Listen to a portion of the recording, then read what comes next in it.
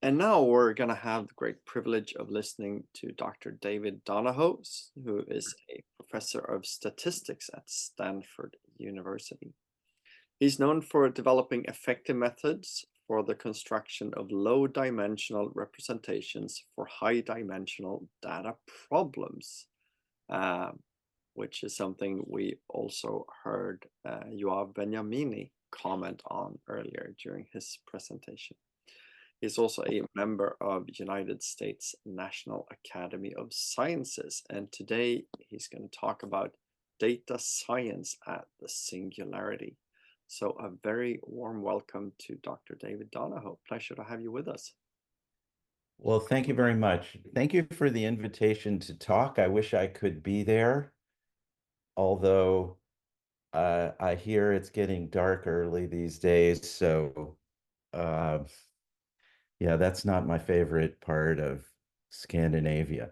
So, nevertheless, every time I've been, the people are so warm and wonderful, and the summers are so beautiful. Um,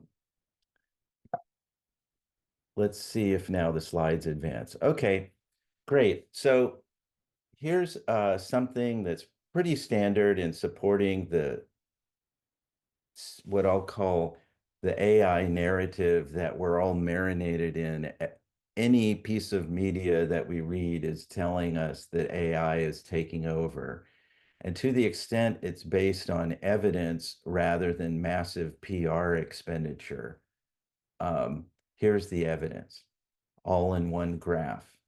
So basically, the point is that there's a collection of tasks and there's a set of competitions that have gone on in the AI world, so to speak. And in these competitions over time, the different computer systems have gotten better to the point that they've reached this 100% mark at the top, marking so-called human performance. And the tasks go from handwriting recognition to speech recognition to image recognition, reading comprehension, code generation. And these are not the only tasks. There are many others. This is a graph that's already a couple of years out of date, but it was attractively presented. And every week there will be more reports of such things. The important thing is not crossing the human performance line. The important thing is to notice how things have accelerated here in such a way that certain transitions from zero to hero took place in 15 years at the beginning of this process, and then in a year or even a fraction of a year by the end of the process. And so, based on this, there's a tremendous excitement about what AI is doing in the standard narrative. So, actually, since that graph was constructed, it's only gotten more serious as a narrative and has captured the attention of the world.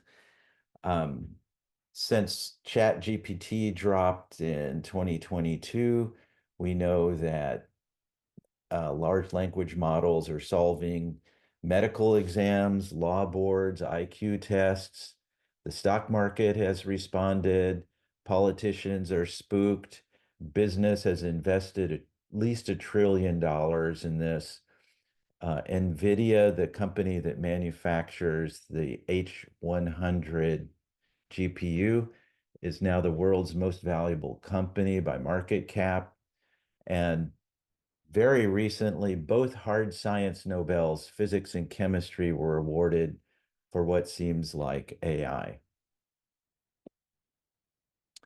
So, in my opinion, I would like to push back a little bit on some of this. There's a narrative, I grant you. It's sensationalist, it's apocalyptic, it's misleading, it's obfuscatory, and it hides from us what has really been happening and what will happen. And for us as statisticians who, in a way, have been working on extracting meaning and significance from data in some cases for decades, and in my situation for 5 decades. Um, uh, it's a little strange, and it'll be important to understand um, what's really going on. So, just to focus it, I don't think that AI is what drove the 2024 Nobel Prizes. I'll try to defend that at the very end after I lay out my case for what's really happening. And let's see what you think. Um, as an example of the role of statistics in modern AI, I'll take a report to the President of the United States on how AI is important for meeting global challenges. And this is a report that goes in detail through many of the things that AI can do. It focuses on science. It focuses on helping with the process of science. And since statistics has traditionally been considered itself anyway as very important in helping scientists do their work, I took a special interest in all the topics that are listed here. I read the report, and in fact, I've spoken to a number of the people who went into making the report. I was a co-organizer of a meeting at the Royal Society in London in June, and this uh, report was presented at that time by a couple of the committee chairs. And at the same time, there was a presentation of a report by the Royal Society on AI. Um, so as an example that I did have access to talking to some of these people, Fran Arnold was a classmate of mine. She's a co-chair. She was a classmate of mine as an undergraduate at Princeton many years ago. Andrea Goldsmith is a member. She's current dean at Princeton. Before that, she was a faculty member, and we had postdocs and PhD students and so on that we interacted over. There's a number of other people here, and in addition, there's a lot of corporate people. Terry Tao, I know through serving on various boards, this and that. Bill Press, I work with on a couple committees. So I could learn about what people were thinking and so on. And of course, somehow get invited to hear their presentations. What was interesting to me is that on all of this, there's not one statistician anywhere to be seen. I then looked through the reference pages to see what were they referring to, and this is the only page in the whole report that referred to anything by a statistician or at least someone I could represent as a statistician. There were about 300 references in this report, and a paper that I wrote and that just appeared in Harvard Data Science Review is number 249. And that's the only thing by any statistician in this report. Uh, this is the eye candy that Harvard Data Science Review went with on this paper. And this is the press release that the HDSR put out. You can read this. You can go get a copy of the paper at HDSR. If you get the archive version, it's got a lot of extra material specifically about the AI revolution and some AI skepticism that the referees wouldn't let me put in the paper because they said it was already too long. But the gist of this explained to a 5-year-old is that what's happening out there is not really that we've got AI in the sense that AI wants to be taken as.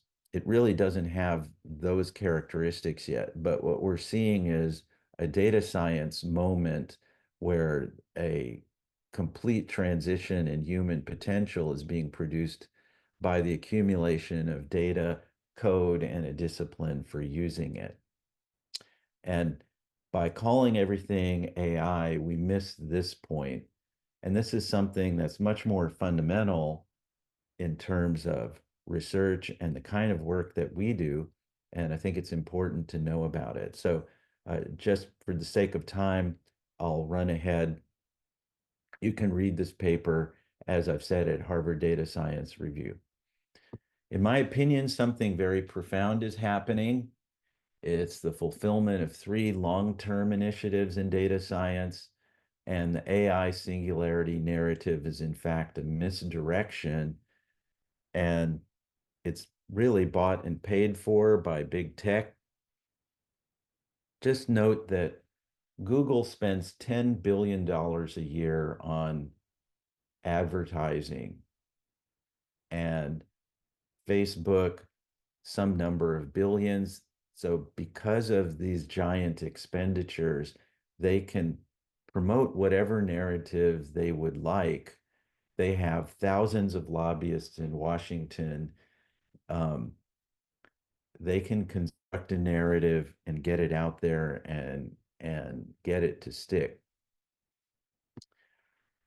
The narrative that I prefer is that, yes, the last decade has been amazing, but it's not the AI decade. It's really the data science decade.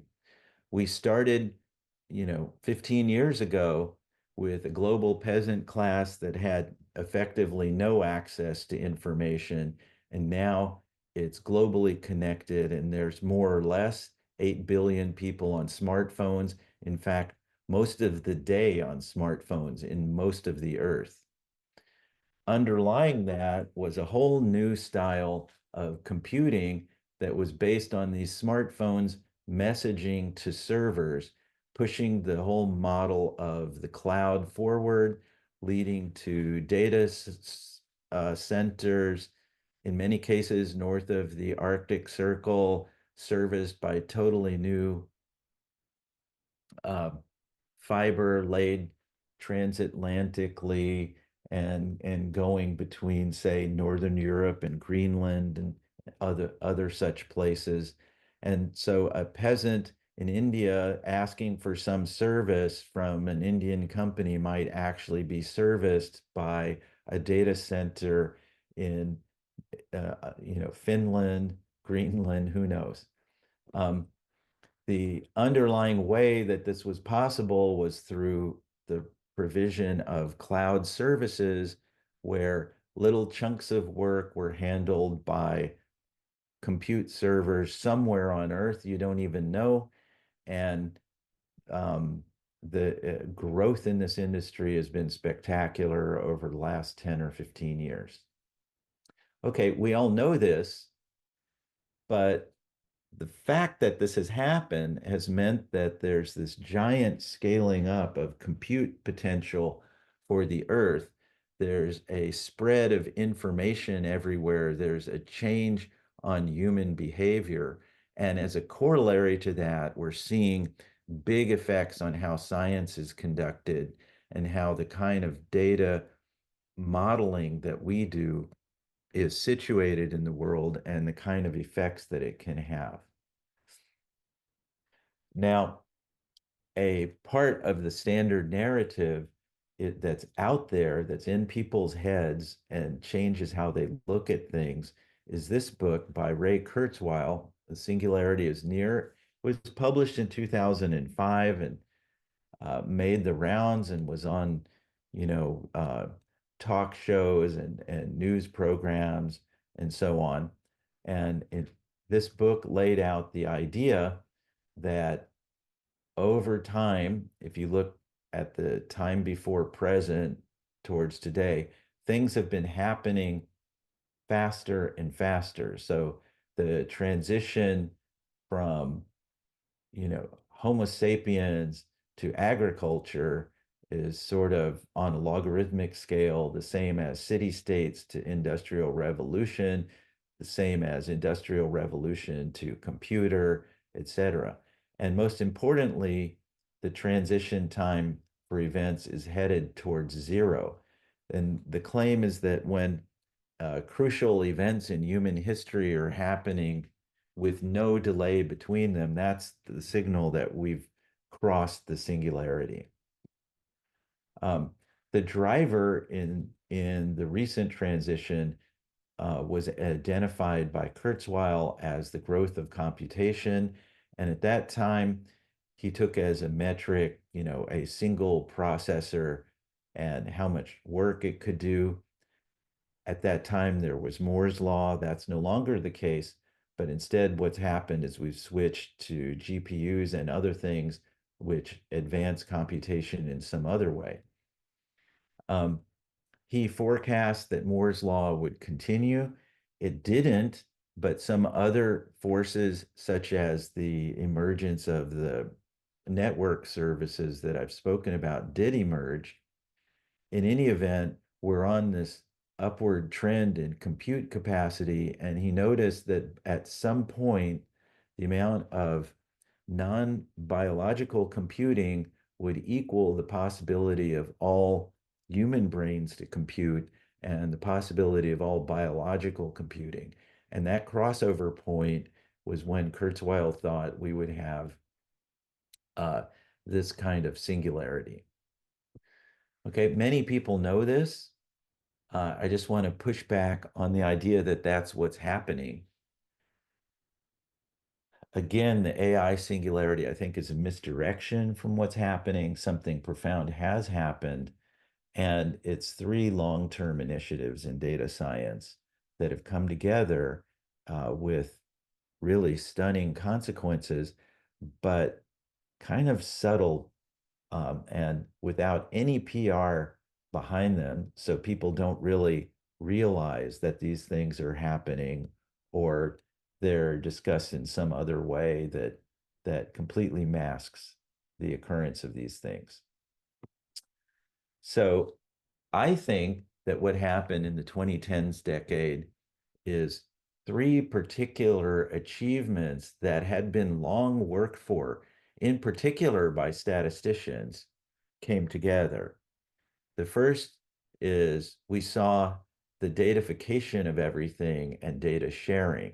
The second, we saw the emergence of platforms for code sharing and re-execution. And the third is that we saw the emergence of the globally popular challenge problem paradigm. I'll explain all these terms in more detail. The key thing in the 2010s decade is that because of the smartphone paradigm that had taken over the global economy, all these things were implemented as frictionless services. Namely, it was like almost not even point and click. They were offered through APIs and essentially could be accessed globally from anywhere simply by an API call in code. These were core data science trends that have marked the era of data science since its beginning. And the combination of these makes a true revolution, as I will argue. Okay, datafication of everything. So in 2013, the Oxford English Dictionary chose selfie as the word of the year. Around that time, the number of images uploaded by humans onto servers first reached about 1 trillion, and since then it's skyrocketed past there. In recent years, humans spend, 6, 8, 10 hours a day just looking at their phones. Their posture is getting worse. Their mental health is getting worse. But this is definitely happening. What they don't realize is that they're serving as data generators. We're automatically collecting data about the things that they look at, and we're learning about human preferences immediately from that. On the side, other trends came to fruition essentially because of the cloudification of the world economy. So here's a new Nature journal called Data Sharing. It's called scientific data, which allows you to publish just data sets and get scientific credit for that. Um, Code and model sharing is now available, for example, through Hugging Face, Copilot, and so on. So you can go find out about some fancy model that has been in the news and access the model weights and find out who else is using it and be part of a community around it. You can download that thing with a couple lines of Python and rerun it. In hundreds of thousands of people are downloading and running each month on some of these models. Um, there are challenge problem platforms like Kaggle that have, at this point, millions of users. And as a result, people are following this paradigm of let's get some data, let's try to drive up a task metric and develop a better predictive model for dealing with that data. Let's compete and maybe make some money. So as we've seen, these core data science trends have come together. You can now find data sets on everything. People are sharing them. You can get code on everything and re-execute it. And you can adhere to the challenge problem paradigm. And it's something the young generation enjoys doing. Now, I argued that these are things that statisticians have been working on for decades. And you can look here going back to the 1660s, we've already had data sharing by publication. We know that IBM itself was formed to actually allow the manipulation of data through punch cards, that, one of the first data sets that was really shared was the Fisher Iris data. We know about, uh, say, David Andrews and Agnes Hertzberg book, just quote, data in 1985 that distributed some data sets on floppy disk. We know about the advent of data sharing sites. Today, it's gone much farther, where with a single line of code, you access all kinds of canonical data sets that other people are competing strenuously to work on and improve models for. You can go, if you use OpenML, it gives you single line access, for example, to some specific data set that you just know the name of, and in one line you get it. On reproducibility, this has been a theme for decades. I wrote a paper in 2009 with my PhD students and postdocs that documented what we've been doing in reproducibility for 15 years already, and how we shared data and code. And we talked about what was going to happen next. Even with today's tools, reproducibility in computational science is possible, and it's an important new component of research and graduate education. Of course, the 15 years since have completely exploded this whole theme, so that much more is going on simply because GitHub had started just around that time. Challenge problems have also been out there for decades. Speech to text challenge problems started in the 1980s, and there were a series of challenges funded by the US Defense Department in the 1990s and aughts. People seem to know about ImageNet. Maybe some people know about the Netflix challenge, but those were after hundreds and hundreds of challenges had been done, and the whole paradigm established long before that by others. You can hear about the history of that in a very nice talk given by Mark Lieberman of UPenn at the Simons Foundation, and the link is given there below. And that will bring you up to speed on 50 years, basically, of common task methods. The history of these has always been that across iterations of these challenges, you get improvements in performance again and again for every kind of task, modality, etc. Just the iteration of teams working on this in the presence of a prize, a data set, a task to solve. Here's an example from Jonathan Phillips of face recognition from the 1990s to the mid 20s. He's run face recognition challenges for the National Institute of Standards and Technology in Gaithersburg, Maryland. And you can see that the error rate has gone down and down and down. And this is how in airports, you go there and they, do face recognition with essentially very, very low error rate. You don't necessarily even have to show any documents anymore in some of these face recognition systems, such as those in China. So this is the consequence of years of iteration of the challenge paradigm. And there's, by the way, in this, there was not what you might call AI through most of these iterations. You would recognize as statistical tools what was going on before. So you might have hidden Markov models being fit. You might have support vector machines. You might have things like Lasso and so on, and they might be winning some of the competitions in earlier years. In some of the recent years, those have been AI systems.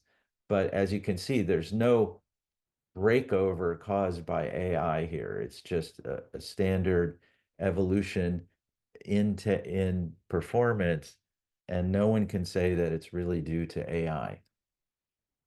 So the 2010s brought together all these phenomena, but the key thing is that they were through frictionless services, single click access, because that's the methodology of the cloud.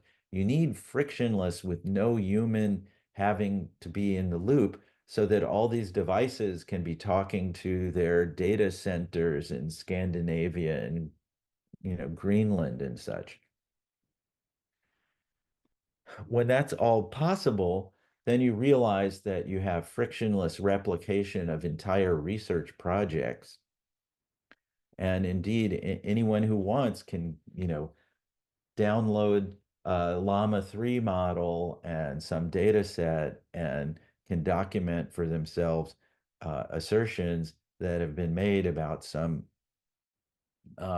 particular large language model on some particular task.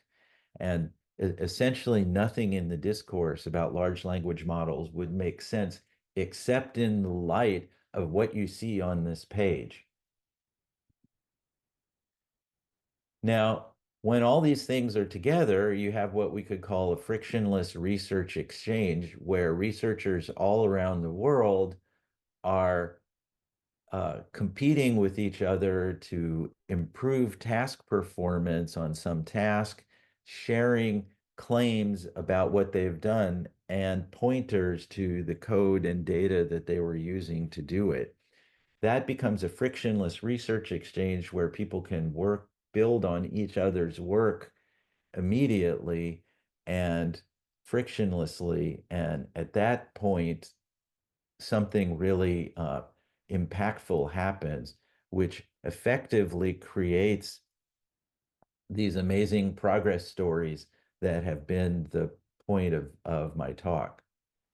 And if you don't know about some of these frictionless research exchanges, I encourage you to go to Hugging Face and study it. It's again labeled AI, but really there's nothing in this whole paradigm that has anything to do with AI. It's just there are particular tasks that they solve. But you could host all kinds of um, data-driven prediction tasks and so on using any of these platforms, and people do. My claim is that once all of this happens, you've crossed a kind of singularity in research that it really does lead to sort of instant or overnight progress. And you can see it, and not only in AI. So we can consider lots and lots of examples of some particular innovation is proposed, and it seems like overnight it completely takes over the field, and there's no going back. So um, examples of these is I had a research project with researchers at Cold Spring Harbor Lab. It's a big genetics lab in New York, and we had 3 meetings a couple weeks apart. And in the first meeting, someone said, okay, there's this new Syrah thing for plotting data and looking at results in single cell RNA. It's involves some statistics. Can you look into it? I doubt it, et cetera, et cetera. And the second meeting is like, oh my God, I was at a meeting yesterday and everybody's using Syrah, and uh, you better tell me how I can use it. And the third meeting is it's too late. The thing's taken over. And so just in something like 6 weeks, we went from uh, I don't know what this thing is, I doubt it, to I'm compelled to use it. I don't even have time anymore to worry about those concerns. I just have to download it and start getting on the Syrah bus. And this is pretty much a story throughout research. Another way to look at it is there are packages out there like scikit-learn that have become ubiquitous kind of secretly, so that, scikit-learn is getting 1.5 million downloads per day, or perhaps higher at this point. Um, or suddenly some underlying technology that's enabling, like NVIDIA H100s, become the most coveted objects on the planet, and drive trillion-dollar companies. Like, where did that come from? It's one of these very rapid transitions. Um, in addition, these are true revolutions in two ways. First of all, we've got a novel epistemology, namely, we believe things now not because we understand arguments, but because we can reproduce them frictionlessly. And there's really no doubt we can reproduce all this stuff on our own equipment, um, with a few point and clicks, and run some jobs. Scientifically, it's produced a novel way to do and report research, which is basically an 8-page paper where the only page that matters is page 7, on which there's a table with some figures that show with some numbers that show task performance, and some numbers in boldface that show that you've improved task performance over all previous numbers. Okay, now for statisticians, this is a bit challenging because many of us were trained first to be mathematicians, and then we were involved in this rich and very glorious heritage since really the 1600s that promoted an intellectual approach of building generative models, deriving their properties, analyzing the consequences of using various procedures for inference, understanding what a good procedure must be like. It's all very academic. You write papers, information spreads through articles in journals. The products that are produced are essentially discourse centric, namely, people talk, people read papers, so on and so forth. In this new world that we're seeing take over everything, it's really quite recent that things have even come together in a recognizable way. So for the challenge problems paradigm, it's really since the 1980s, and data sharing is really more or less since that time. Theory is not needed.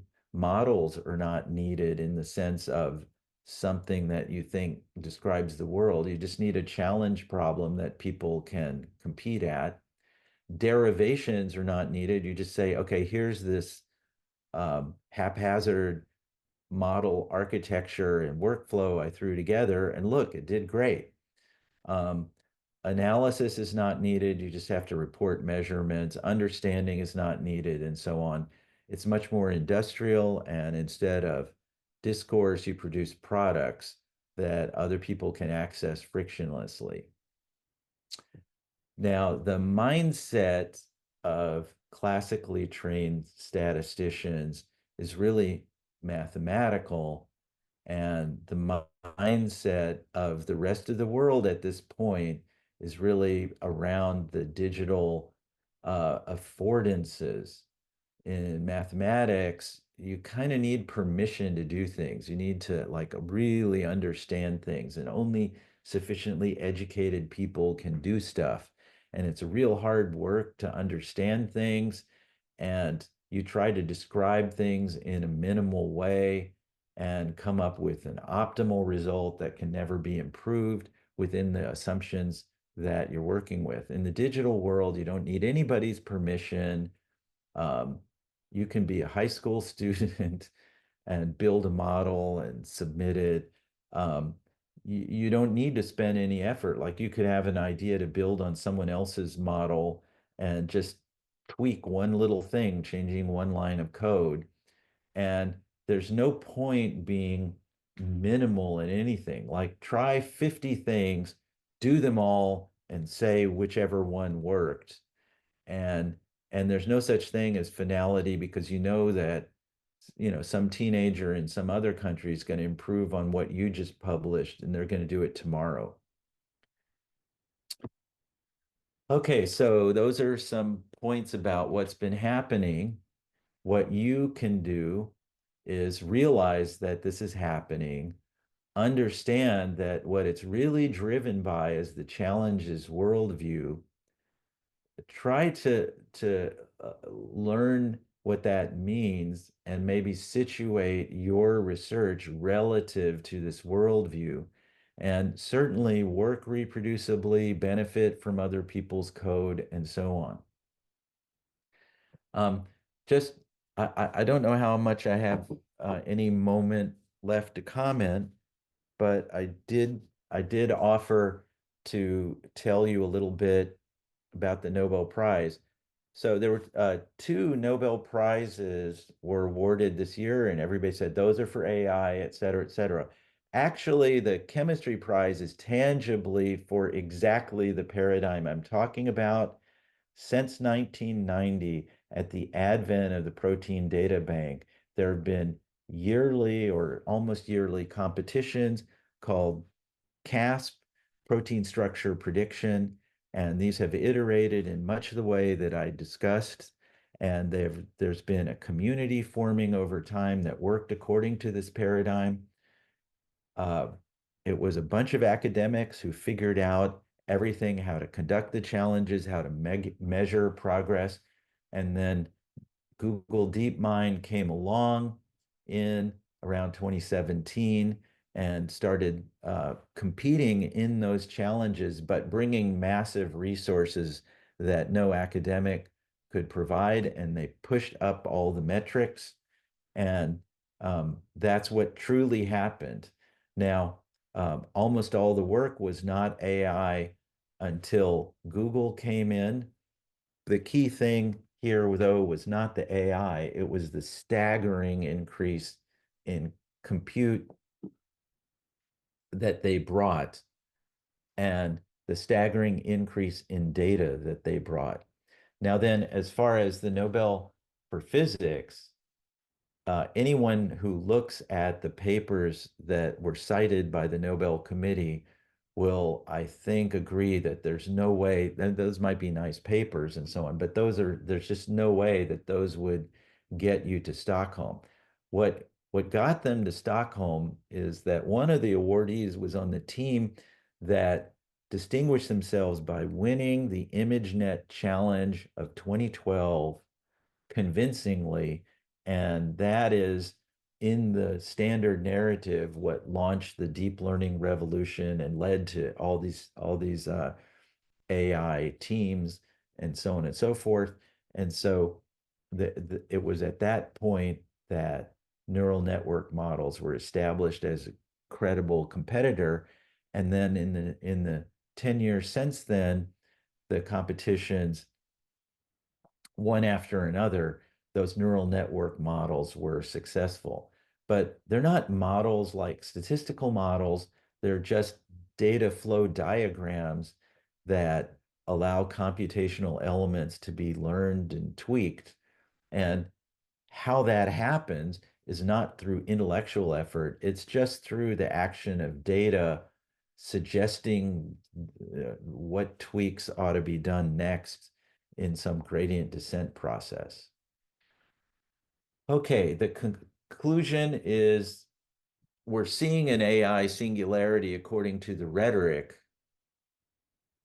There is acceleration. It's due to the frictionless reproducibility paradigm coming together through data sharing, code sharing, and the challenge problems paradigm. Its implementation frictionlessly, which gives us a frictionless research exchange, creating a community of people who are driving up task metrics practically in the blink of an eye. And so we've reached some kind of singularity, but it's more like a reproducibility singularity, a data science singularity.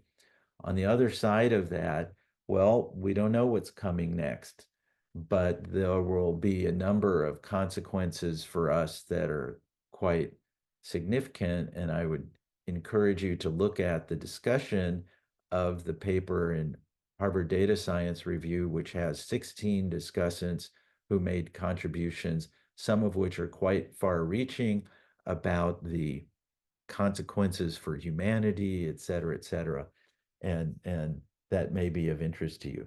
Thank you so much for your time. Excellent. Thank you very much, Dr. Donoho. It was truly insightful to hear a bit more about your view of the singularity and what it actually entails. So now we're opening up to questions from the auditorium. As mentioned before, you can either type them in the chat box or you can simply unmute yourself and ask your question. I would like to start off with one question regarding this this mindset you talked about towards the end here, how you need to sort of challenge your world view. Would you like to expand a little bit on that to make it more tangible? What is it that we need to alter? Well, I want to make it clear that the things that are happening are of the nature that will take a classically trained statistician out of their comfort zone, because the things that we've been trained to do and selected for are quite different. As I indicated, the psychology in math is to go slow, be very careful, and be very precise, very intentional, and so on. And then what's coming out of computer science is a culture of, to quote Mark Zuckerberg of Facebook, go fast and break things. So people are trying lots and lots of things helter skelter without necessarily any real expectation that those things can work. And this is very hard for someone who's coming from this permissioned, careful math culture. And I've found that I've had to, that I am the problem. Like they're going to do what they're going to do. They are not going to go get any math training. And they're simply recognizing the affordances that have been produced in the world and that are out there, and they're just exploiting them as aggressively as they like. I can't do anything about that. but it somehow offends me. And so, um, so I've seen, yeah, I've seen a lot of kind of clinging on my part to like, oh, how can you do that? Are you even thinking at all? Right? And um, and it just doesn't work. So in order to function in this world, you have to understand that that mindset is not you. It's something that you became comfortable with through your math training. And somehow it would be good to understand there's this other mindset that's much more experimental and ad hoc, and to become comfortable with that's what it's going to be and become comfortable with the idea. It doesn't mean that your skills are valueless or something like that. No one's taking away the value of all the training that you had. They just have a different mindset. But if you want to plug in to the way these things are done, you've got to have another mindset as well that's much more ad hoc and experimental, and be at ease with that. And then when you're, talking with your statistics friends, get back with them in your more structured mathematical mindset. All right, thank you. Anyone else have a question for Dr. Donoho?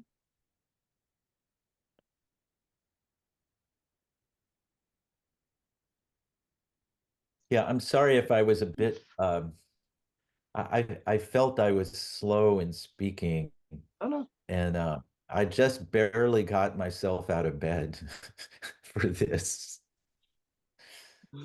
Well, we truly I'm appreciate it. awake now. Well, we I'm know it's awake early now. morning for you. The coffee is starting to work. Excellent. Well, it's very nice to have someone step by step take us through it and not rush through it. So for us, I think it was actually beneficial. Nancy, our chairman of the board. Yes, I have a question, and I would like to thank you very much as well for your very insightful presentation, and I appreciate your morning session for you very much.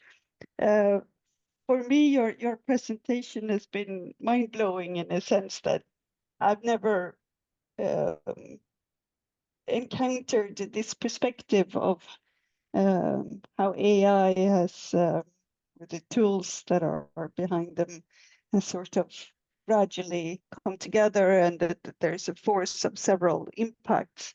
Um, uh, could you give me some sense of is this a generalized discussion in the US? Because in Sweden, I've never heard it before, and it's, as I said, a bit mind-blowing for me. Yeah, I wouldn't say that. Okay, as I've said, there's a corporate story that there's something called AI, and you're supposed to believe that it's like a technology, and that, as if it were, Schrodinger's equation and quantum mechanics or something, or, and it's really not, right? And it's really the set of things that I've spoken about is the backbone of the process, and it's a kind of a scientific method, if you will. There's competing in challenges. The validity of a claim is documented through benchmark performance that's recorded on a leaderboard. So people live by those rules, that's for sure, but they don't talk about it. What they talk about is, you know, open AI has achieved some level of performance on a certain natural language processing challenge and has gotten up to a metric of 90, where the last Google model was only at 85. And that's for them, that's like a huge bump, so on and so forth. So, but the media never repeats any of that stuff. That's why it was so exceptional that Time magazine made that graph that I showed at the very beginning. It was pulling back the curtain a little bit. The fact that it's not Schrodinger's equation or even, linear algebra, like there isn't any of that. It's just, we discovered that if you combine computational elements in a supposedly arbitrary way, which you just do it this way. We can't tell you why you do it this way, but this is what you have to do. Then you will observe, get the data set, do it yourself. You'll go see, we get this surprising improvement. It's just like that. And so much money is involved once you get to stock market valuations, literally in the trillions of dollars, just because, the models, in order to run the models, you have to have the equipment that you can run them on. So if everybody learns that the current generation of winners on these contests were all trained and run on H100s, in order for you to reproduce their results, you need to buy an H100. And then NVIDIA can push up the price of that.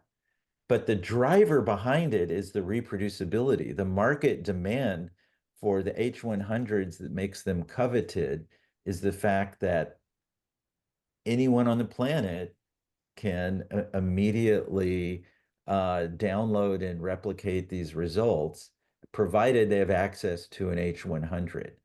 So this is just so different from the math viewpoint, which is the math wants there to, show me the theorem, show me anything.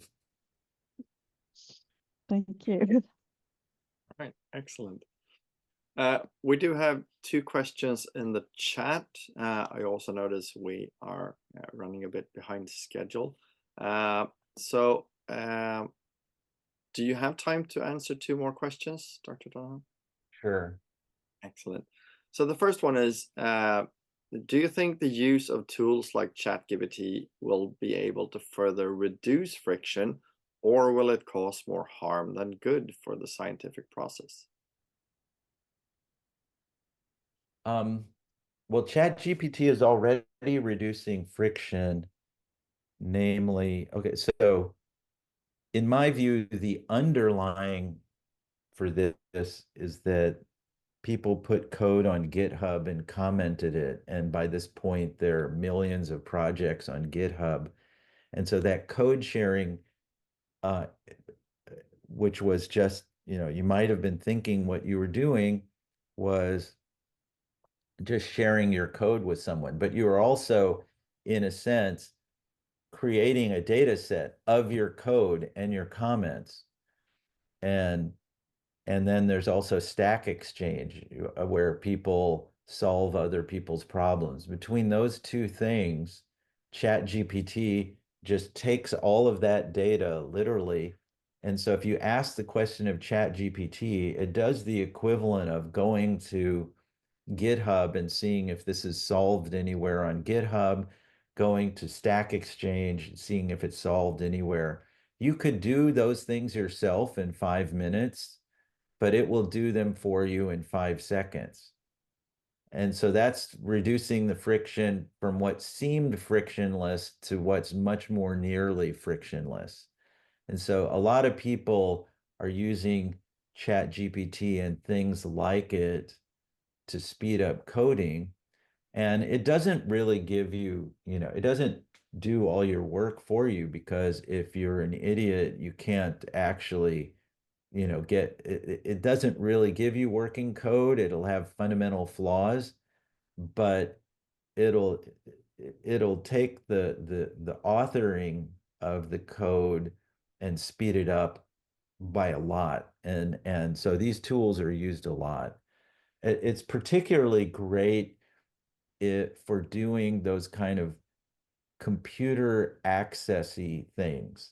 Write me some code that will access the ImageNet data set, and in 1 second it will spit out some flawless Python.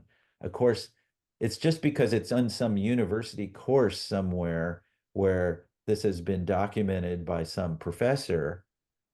That's so, if you pull back the curtain, it's not so deep, but it has saved you time objectively, and has gotten you the answer. So that is happening. Will it do more harm than good for the scientific process? Okay, well, if, with my training, I am worried about people not being able to solve anything for themselves. When I was a kid, I mean, you had to write all your own code. If you wanted to do linear regression, you had to, you had to accumulate the cross products. You had to solve linear equations. You had to write all the code for all of that. And, that was very valuable for me at the time in learning. I don't know what happens now when no one has to write any of those things and they don't really understand things. But apparently people function, and the higher functioning people somehow do understand these things. How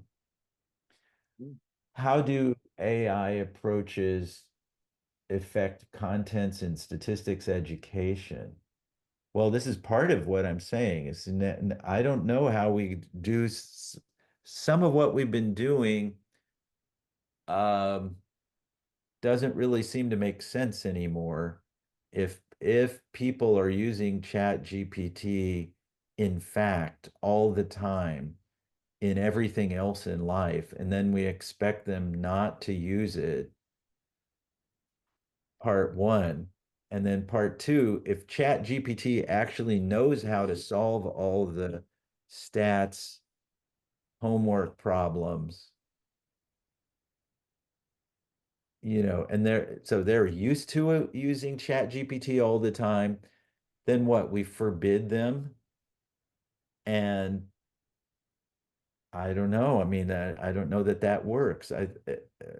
Figuring out a way to go beyond is probably better. I think what's still true is that a lot of Chat GPT produced solutions are kind of 90% plausible looking, but 10% really fundamentally wrong. And so I think we're still at the stage where what you could do a credible job with young people of saying, Chat GPT produced this answer, show where it's wrong, show how to correct it. And that might seem relevant to them, like if it's an actual output of Chat GPT. So that you may start seeing some of that. Statistics education, well, okay, will there be statistics? I mean, my PhD says statistics. I'm a professor in the statistics department. The first stage of evolution seems to be that many statistics departments are rebranding themselves as statistics and data science. And somehow statistics is such a but if you look at it in the US, there are many, many more data scientists than there are statisticians now. And the reason for that is that 15 years ago, the social media platforms like Facebook and LinkedIn invented this term as a term of art for headhunting, hiring people. And there's, so hundreds of thousands of people have been hired with this job title, and there's a tremendous demand from young people to get certification to be hired by those things. And so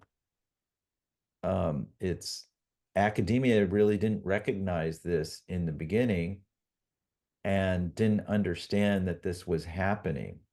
Statistics education may have to actually capitulate and somehow recognize that most of the student demand is going to be for data science credentials, and statisticians may have to talk to these platforms that have created this whole new job category and figure out how to do something relevant to them and how to integrate into this world. For my part, I met with the guy who created the phrase data science for the social media platform LinkedIn. He told me the story of how they worked with headhunters and created their job title and so on. And, got me clued into the whole thing. And if you think that this is not really a thing, consider this. The same guy his name is DJ Patil, by the way, the same guy who invented data science as a headhunter term, just so that his internet platform could hire people, then was appointed by President Obama to be the first ever chief data scientist of the United States.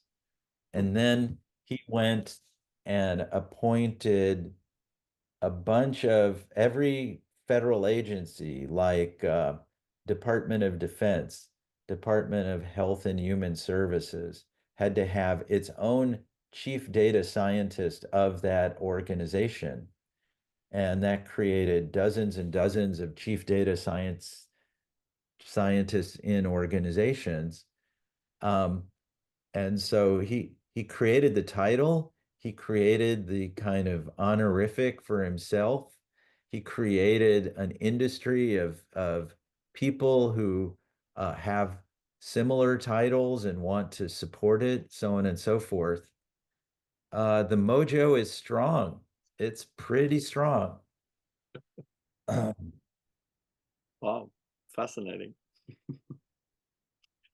All right. Thank you very, very much, Dr. Donoho. It's been a pleasure having you with us and giving us a bit of an altered perspective on the singularity and AI and what's to come, and also what we need to do as statisticians. So thank you very much.